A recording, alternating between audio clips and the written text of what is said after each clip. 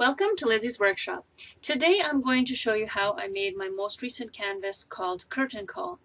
So I started off with the film strip scraps from another scrapbooking project and a 12 by 12 page of super stock in white. So the impression that I'm trying to create is a old-fashioned film strip, and the pictures that I've chosen to put into the black film strip pieces are too small to fit the frame of the film strip. So I'm creating a background that will not only be the right kind of color of antiqued film strip, but also I want it to be solid enough to support the images so that I can add them as a 3D element to this canvas that I'm creating.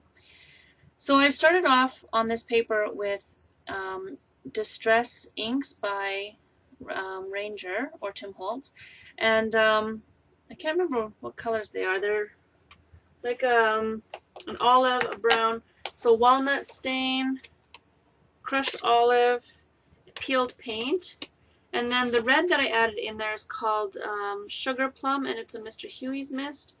And then I sprayed it with water, and then I covered it with more ink, and I covered it with some early espresso ink from Stampin' Up, and I just was trying to create this really antiqued, aged look to the background of this before adding the pictures onto it.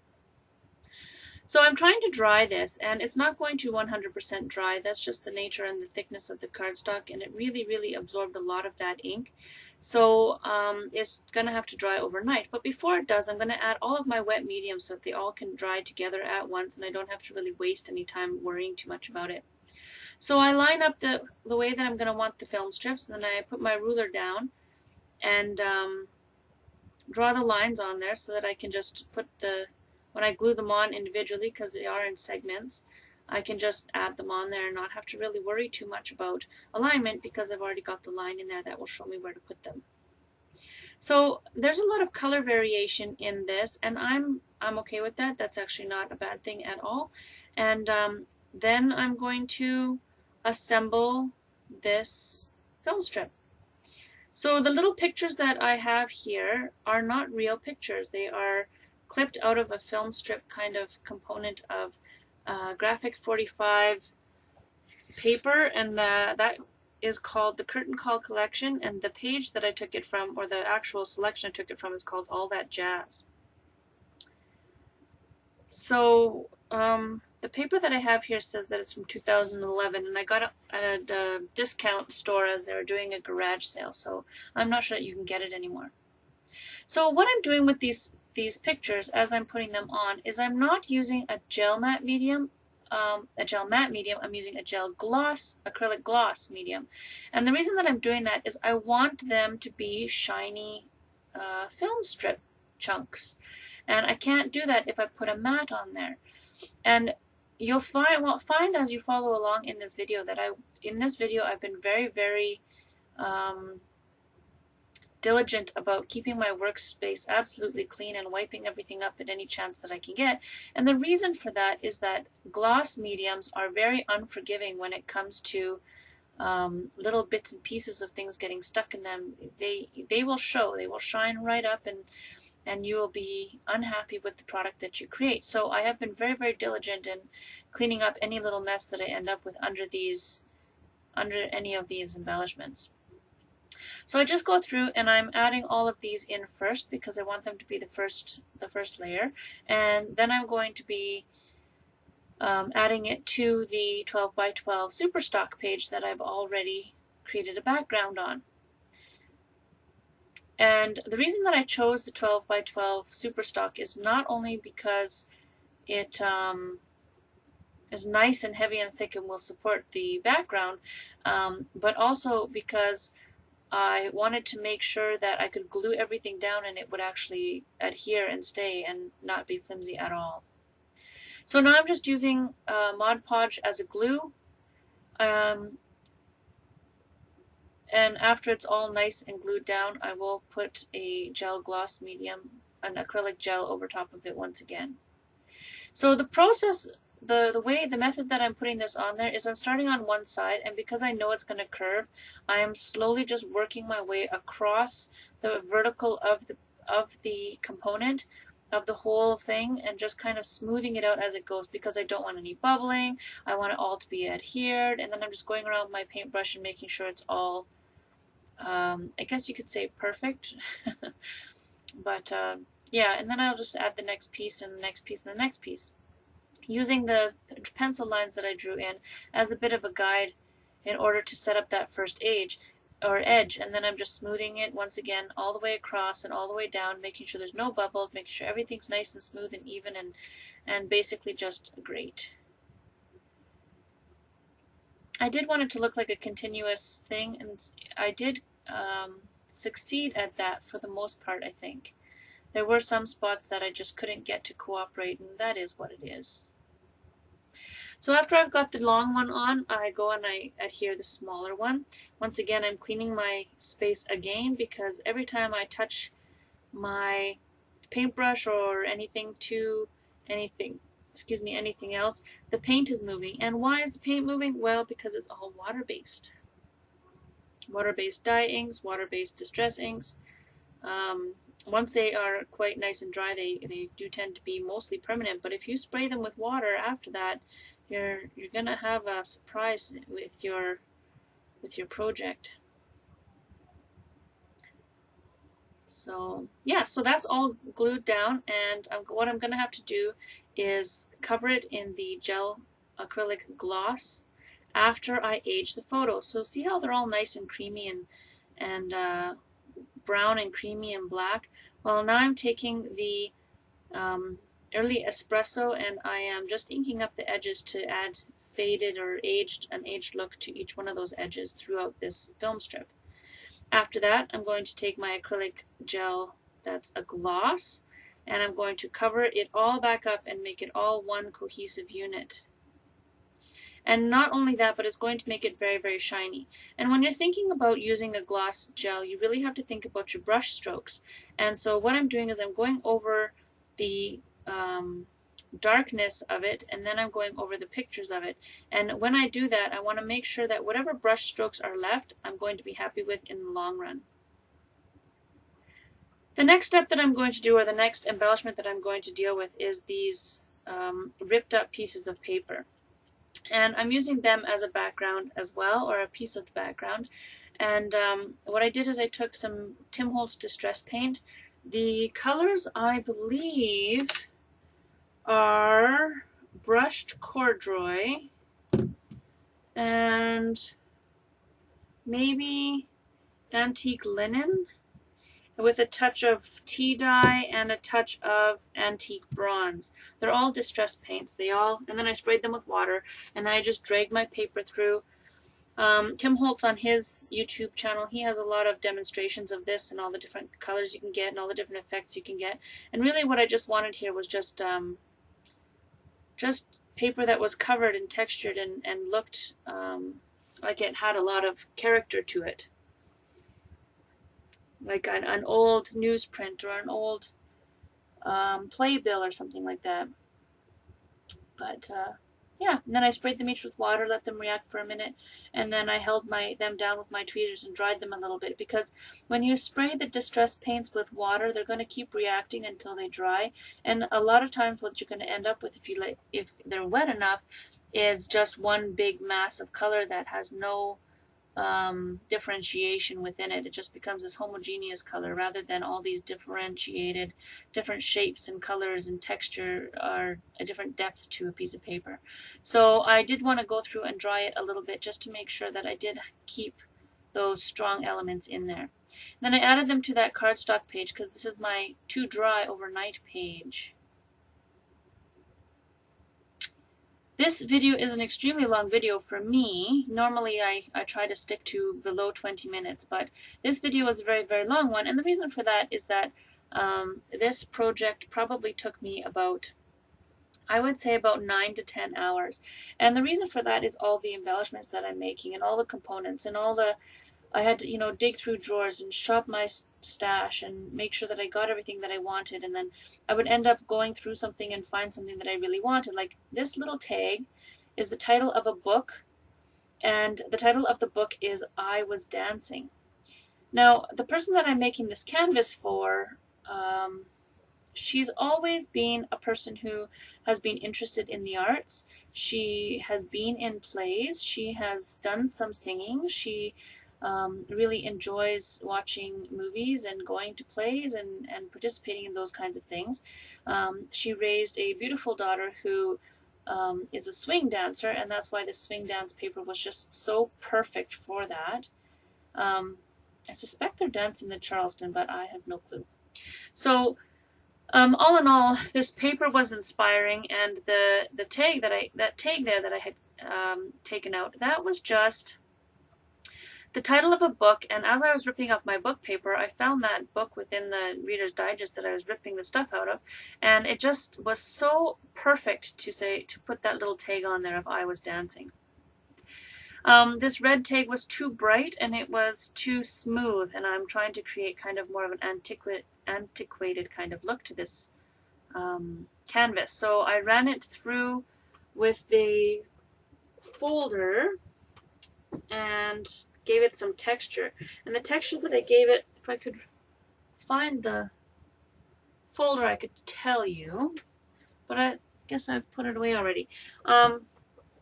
The folder is kind of a burlap kind of thing, but once I put it on that red and then covered it with the matte medium, what ended up happening is it ended up looking like a piece of really well-worn leather, like from an old-fashioned purse or wallet or something.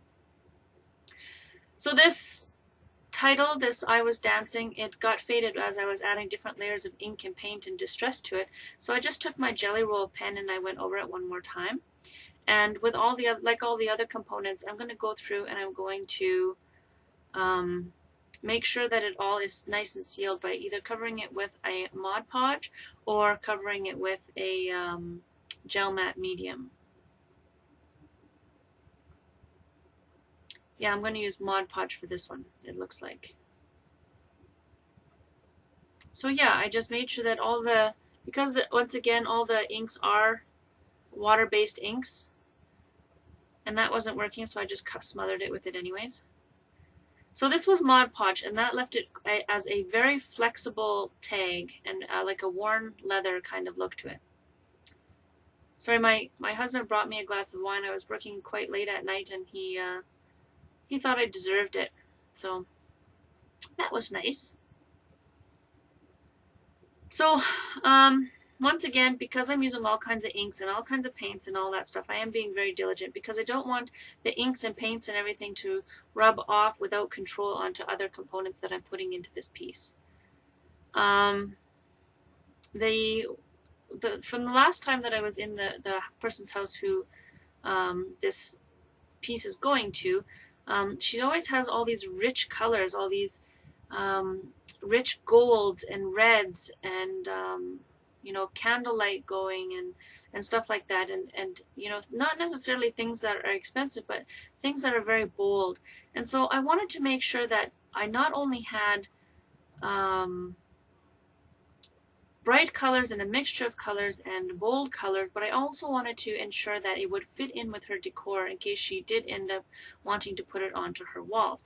So it had to have a little bit of light to it, but it needed to have a lot of the deep reds, and it needed to have the bronze or the gold or that kind of thing. And so I wanted to make sure that it was a piece for her because I was making it for her birthday. This pattern piece here and the two other papers, I can't remember where I got them from, but it's definitely not the same graphic 45 collection that I was talking about earlier. Let's see if I can find it here. It is called, it's from My Mind's Eye, and it is called Unforgettable, Today's Remember Paper. And it's a collectible by Jen Allison. And the year on it is 2013, so I'm not sure if you can get that paper anymore either. So I took the Mod Podge and I glued this all together in the layers, and I knew that things were going to warp and twist. So what I wanted to do was adhere all the components of this canvas together and allow them a place and time to dry so that I could deal with any warping and twisting after the fact. And that was that. So the next thing that I'm going to do is I'm going to take this square. This is once again from that Graphic 45 paper from the Curtain Call collection. And I'm going to add a bronze edge to this piece. This piece, the square, is the kind of the focal point of the whole thing. It's kind of the swing dancing Charleston kind of look to it, and it's the centerpiece of the entire canvas. So I wanted to add a little bit of bling to it, but I didn't want to be bright, bold, and colorful. So I left it with the it's a bronze kind of color, and so I'm just using the Versamark ink pad and then adding the embossing powder to it. And this is called copper embossing powder, and you can't get it anymore. It's so super old. It's one of the ones that I inherited from my grandmother, and so this bottle of embossing powder probably was purchased in about 1993. So I don't even know if the company is still working, still functioning. But yeah, so with the bronze on there, the square image didn't really have an edge. It didn't have a solid edge. It had this bling, but then it didn't have a solid edge. So then I took a very fine black embossing powder from Stamp and Stuff, which I think is from Michaels, and it's just their regular black, midnight black, and I put a tiny edge onto this piece. And because that black dust was so fine, the black dust got everywhere. No matter what I did, everything seemed to be staticky and was attracting it, and I just could not get that black to go away. So what I ended up doing was taking a wet wipe and polishing the bronze edge around that, because it just wasn't cooperating. So I added, this is early espresso ink, and once again I'm just aging it to make it look like a photograph. Then I'm shining up the edge with a wet wipe, and after I do that, I am going to clean off my brush again. And this happens to me all the time because I soak my brushes. What I end up doing is having the brush head fall off, and so it fell off here, and I thought, oh well, I'll just deal with it, and shoved it back on. But because I'm doing so much work there, it keeps falling off. So I gave in, and I just used some of the Aleene's quick dry tacky glue, and I glued the thing back on, glued the head of the paintbrush back on. That happens to me a lot because I am a brush soaker. I admit it. I like to soak my brushes. And I'm not sorry. So, once again, I'm using this Stampin' Up! Early Espresso to add even that next layer to these now that they're dry. I guess I didn't let them dry overnight. I just let them dry while I made the other components there. But if you could see the look of these up close, you would just love them. They're just to die for. And the thing that makes them really pop and really special is that distress paint that's called Antiqued Bronze from Tim Holtz. I love it. I just love that metallic look to it. So then I'm just going around and I'm creating a baseline of black and aged edge around these book pages, and when that's done, we're really going to have some fun.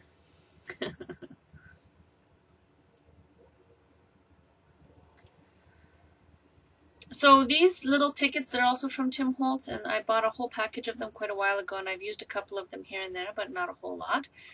It's just a whole booklet of tickets. So what I did is I added the, I think it's called crushed olive to the tags, and then I went around with the early espresso. In between the crushed olive and early espresso, I sprayed them so that the distress ink would react a little bit and move a little bit, and then I just used the brown to smooth it all out. And I had one more spray and then go around the edge.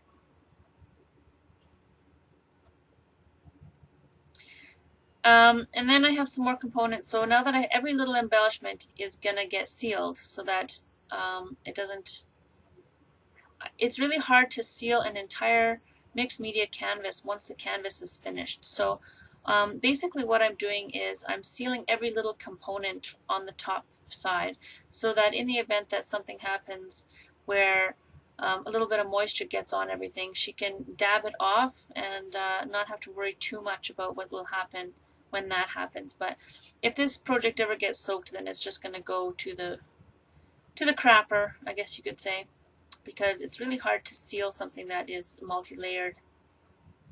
So once again, I'm just going through and making sure everything is set. These two pictures that I'm ripping the edges off, they're also going to end up looking like photographs. And I'm once again just using the crushed olive and a little bit of early espresso, ripping the page, rubbing it, and, you know, easing all the color into everything. The ripped edge allows me to give them quite an authentic kind of look to it. And then once again, I'm going to take my gloss acrylic gel and I'm going to go over it with that to make it look nice and shiny like a photograph. And that's from the Graphic 45 and Curtain Call collection as well. These tags, these giant tags, I've had them for a long time. I have no idea where they came from. I think they just came from a wholesale store, from a garage sale.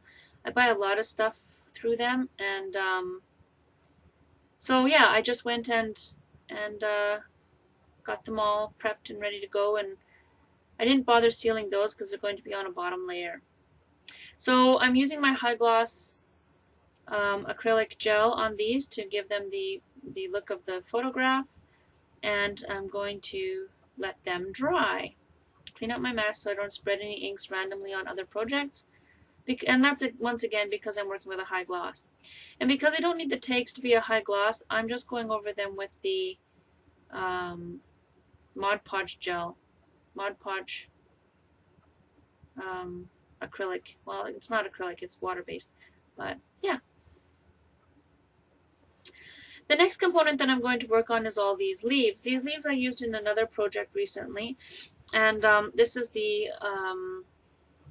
darker color of those leaves. Can't remember which project I used them on. I can't see it in my craft room right now, but yeah, so I'm just taking that and I'm using the brown around the leaves. The reason that I'm using the brown around the leaves is that I don't have any green in this yet, except for the crushed olive that's on some of the other components. And it's such a, I don't have any green intensity in here yet. So I wanted to make sure that I bonded, or I made it so that the leaves were cohesive with the project by using a color that was already predominant in the project to meld them all together. And that color is the Early Espresso from Stampin' Up, where I'm going around everything with it. And because I want everything to be antiqued, I go through and I antique a bunch of the flowers as well, just to get them ready for when I'm finally done with them as well. I might be going overkill with all of this intensity of color, but if there was anyone that I could give an intensely colored gift to, it would be the person that this one is for. A lot of people like things to be a lot more simple than what I'm creating here, but if ever there was a person in my life who would appreciate the intensity and all the work, it would be the woman who this project is for. And she ended up liking it very, very much, so that was good.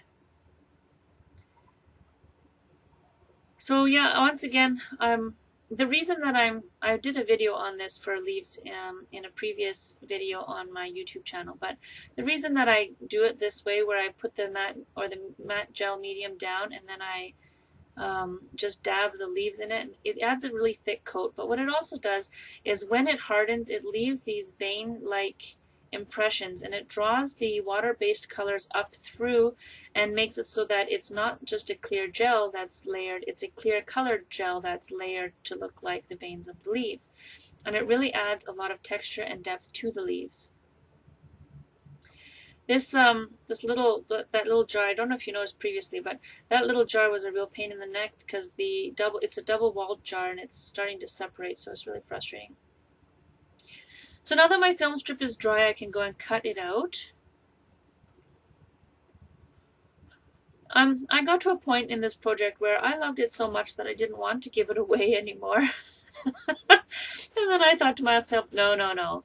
I've put so much work into it with thoughts of the specific individual that it's important that I do give it to that specific individual because she will definitely appreciate it. But there was one night where I was working on this project and another one until about 3 o'clock in the morning.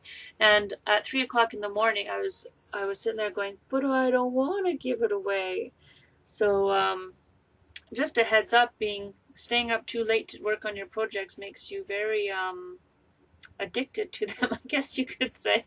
Makes you fall in love with your paper, which any paper crafter will tell you is an easy thing to do. So the reason that I'm inking the backside of these is because I know that there may possibly be some component of this peeking out. I wasn't sure how I was going to attach it to the canvas that I was creating, and I had all these ideas, but it wasn't really working out all that well.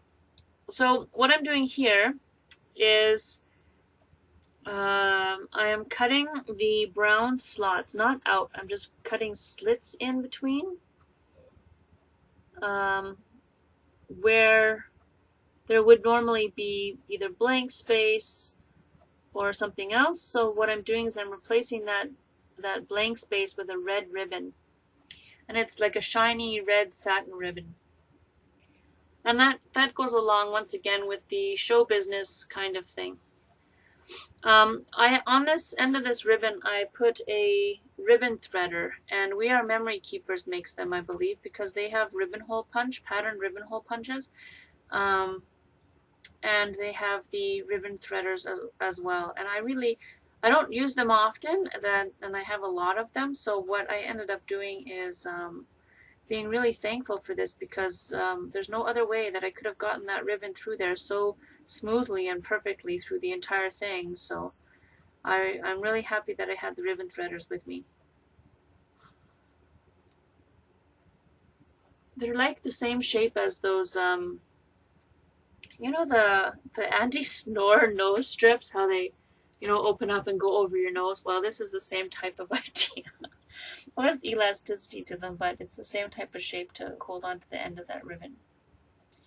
And so what I'm going to do pretty quick here is just skip forward so that you don't have to watch me go through this entire process for all 4 ribbons. But that is how I did that. I just cut little slits in and wove this ribbon in and out of those slits. And adding ribbon to something like this, which is a totally different texture, it's a different look, it's a different color, it's a different shine, it adds an entirely different life to this project. You know, it adds a little bit of class and style to it.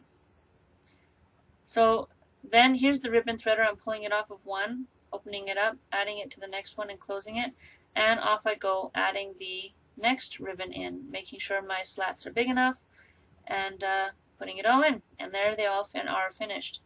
I'm just using Stampin' Up's sticky strip. I almost always use sticky strip when I'm trying to adhere ribbon because I love how it sticks and stays, and I never really have to fight with it at all. So that's what I do on each of these. And then I will show you a close-up picture of them, which I don't normally do stills in the middle of my video, so this is a first for me, I believe. There you go, up close and personal with the shiny film strips. So here we are off and running. Here's the background, and this background kind of metamorphosized from a couple different things. I sprayed a whole bunch of stuff on there, I used a whole bunch of stencils, and then I was dripping color, and then I was moving color, and it just kind of kept going and going and going. And then I got to the point where I was like, hey, wait a second, I have designed so many embellishments for this piece that most of the background will not be seen. So the main component that I wanted was a little bit of white here and there, mixed in with the darkness, a little bit of red here and there mixed in with the darkness, and that bronze across the top of the page. And originally my plan was to make that background look like curtains, the red curtains, you know. But when I realized that the majority of this was not going to be seen, I didn't worry too much about that background after that. And there's my photos. Here's all the components here once they're all finished and dried and ready to be put together. So then I grabbed my quick dry tacky glue. I was going to use a heat gun for this, but I wasn't 100% confident in the heat gun, so I decided that I was just going to use the Aleene's quick dry tacky glue and go from there. And it worked out for everything else, so why not with this as well? You know, and the thing that I'm not liking about this entire project is that there are so many places where I've put a lot of work and a lot of detail in, and then I end up covering up that work or covering up that detail work. And so I was a little bit disappointed by that, because normally I would like to see all those different layers independently within a piece and be able to find them once everything is constructed. But that wasn't so in this case. But every layer that I added is seen in some way and adds a little bit more dynamic to it.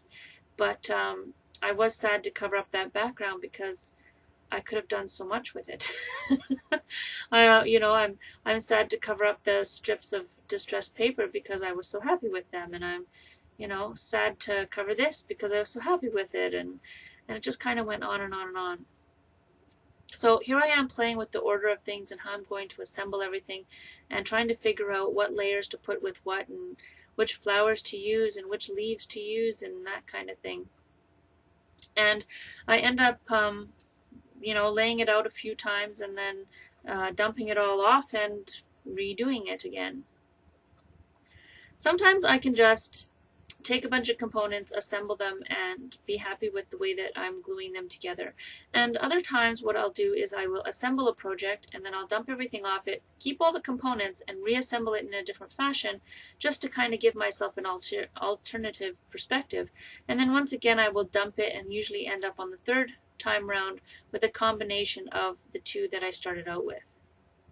Now the problem with this is that because I used wet mediums on everything to seal and coat and all that stuff, I ended up having warped everything. So I had to kind of work with that a little bit. And it was all shiny. And see how that, because I'm using a wet medium, it's warping.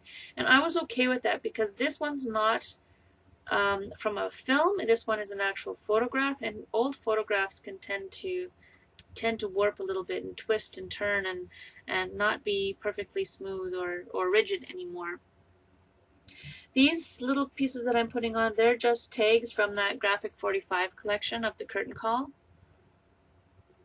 And that tag as well is from there.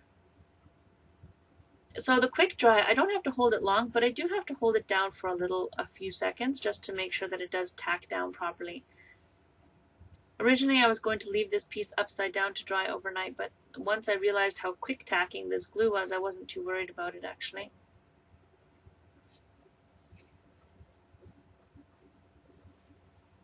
So here is the flags that I created from that Graphic 45 collection, and then the tag that I made all on my own. That looks kind of like a used leather from a purse or something.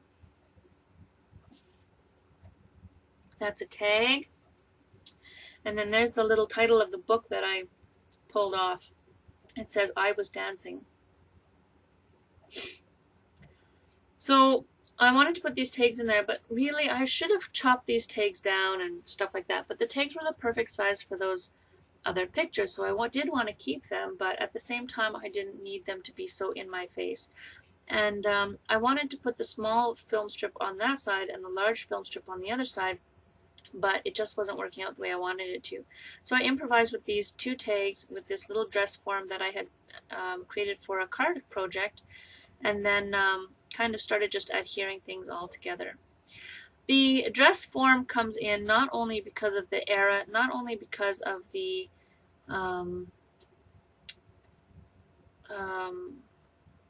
genre or theme of the piece, but also because the person who this gift is for makes dresses and sews and stuff like that and has her own hobbies. So I wanted to incorporate that in there. You don't end up seeing a whole lot of it by the time it's all said and done, but she does watch my videos upon occasion, so perhaps she will find that little dress form once she's finished.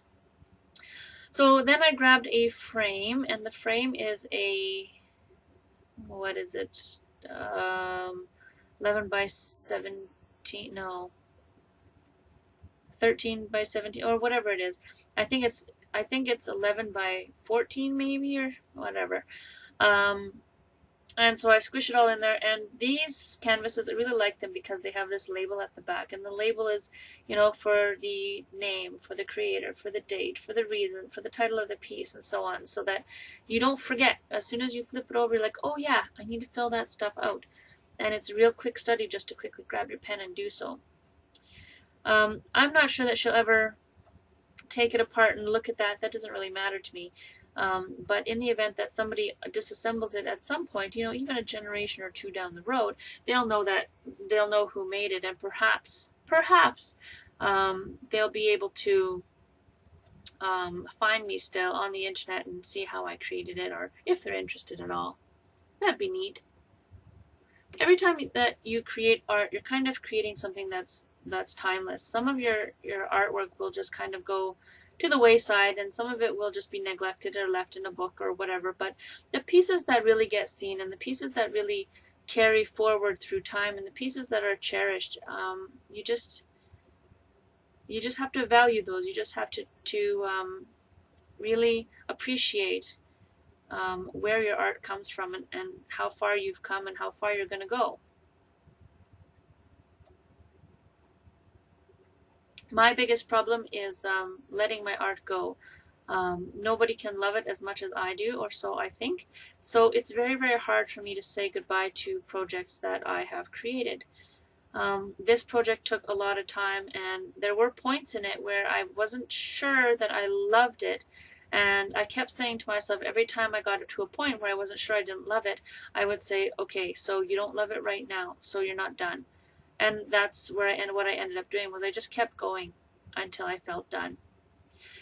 The other thing is that I stayed up very late working on this project, and so I ended up in a position where my brain was no longer being able to digest what I was doing. There were so many images and so many things that I looked over and over again that I couldn't cope with how much I was seeing and doing and working on. So I ended up having to just put the project down and go to bed, which worked out very well, because the next morning I looked at it with new eyes after 2 cups of coffee and was able to say, hey, you know, this is not done. I am not finished with this piece. Maybe I need to put it aside for a moment, but I'm not finished with this piece. And I ended up watching another couple of YouTube videos which really didn't affect this piece at all or have any influence on it at all. And then I asked my 6-year-old, well, is something missing? And she said, well, you made the small film strip too. Why aren't you using the small film strip? And I said, well, I've got nowhere to put it. And she said, Mom, you'll find it. And you know what? I did find the place to put that small film strip, so I'm really glad that I waited through the night. So what I did is I had this huge collection of flowers from Prima, and I was thinking, oh, you know, maybe I should spray them down and antique them, and I thought, no, I've got a very, very distinct color palette here, and there's nothing that says I can't add more pop to this color palette. So I kind of took that idea and ran with it at 2 o'clock in the morning. And I wanted all these flowers, but I didn't want 4 spaces of flowers. I ended up with 3 spaces of flowers, and that is better to my design mind than to have 4 spaces of flowers. It doesn't have anything really to do with the triangle of interest. It just has to do with one of my rules of design when it comes to this kind of stuff is odd numbers. So either I could have 5 placements of flowers, which was just overwhelming, or I could have 3 placements of flowers, or 1 placement of flowers, but that 1 wasn't enough. So these little leaves, I'm sure you've seen me punch them out before. I just love that punch, and those leaves are from a different project once again that were left over, the little tiny acorn leaves. So those are cute, and I used quite a few of them on this project. But yeah, the flowers are all different Prima sets. I don't know what they're called. They're already put away far back behind me in the land of Nim. I really love these flowers that are made out of like a old-fashioned paper. I love them. Love them. So once all these flowers are nice and glued down and adhered, I end up going to bed, leaving it be, feeling like it's finished, but I wasn't really. And the next morning, I went and looked at this piece and said, oh, well, it needs something else. What does it need? And I thought I turned on my camera, but I did not turn on my camera. So what I ended up doing was I called this piece Curtain Call. And when my husband saw the title that I put on this, he said he was very disappointed because it wasn't straight. It wasn't perfect. It wasn't exactly as it should be. And when I told him that was my intention, he kind of looked at me like I was crazy, which is a common thing for him to do. And when I said, look, when you're part of a production, nothing goes smoothly. Nothing is perfect and straight the first time you do it. So the beginning of this is very, it's messy, and it straightens out into something you can work with. And then all of a sudden, right in the last moment, there's a bunch of failures, a bunch of flaws, and a bunch of imperfection. But it all works out in the end anyway. So just the title of this alone was already an explanation of where my brain was. And here are the flowers. The next morning I added a bunch of bling. Those are all the little rhinestones that are different colors. Those little pops of color, they're just rhinestone stickers from Recollections. And see how I added the second layer there of the film strip? That was my daughter's idea, and she's 7, so I'm very proud of her. Once I got all of that on there, I was very, very happy with the entire piece. But because everything was so shiny, it was very, very difficult for me to take any kind of pictures. But here is the completed canvas. Thank you for joining me on Lizzie's Workshop.